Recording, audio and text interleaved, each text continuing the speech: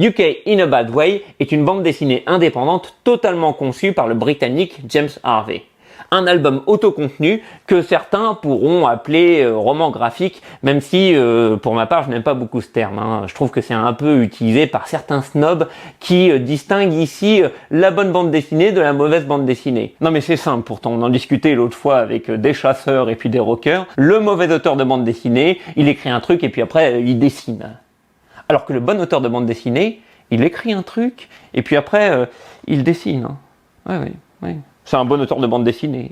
Maintenant que les présentations sont faites, on peut passer à UK in a Bad Way avec une première case de la bande dessinée qui ressemble à s'y méprendre à un autoportrait de James Harvey. Ici, une scène somme toute assez ordinaire dans le bus londonien avec une silhouette masquée qui ressemble un petit peu quand même à un personnage de Miyazaki, donc on est un peu dans une ambiance étrange, fantastique, mais une scène du quotidien qui se conclut de façon, brutale.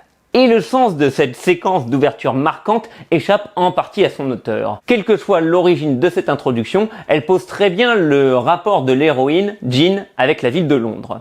Cette jeune étudiante coréenne se sent un peu perdue dans une ville un petit peu tentaculaire. Notre héroïne marginale va se lier d'amitié avec Edward, un SDF un petit peu clochard céleste et magicien à ses heures, qui va ouvrir les yeux de Jin sur le monde qui l'entoure et la manipulation qu'il peut y avoir au cœur de tout ce monde rempli de couleurs. Se méfier des couleurs pour James Harvey, voilà les couleurs qui transmettent des messages.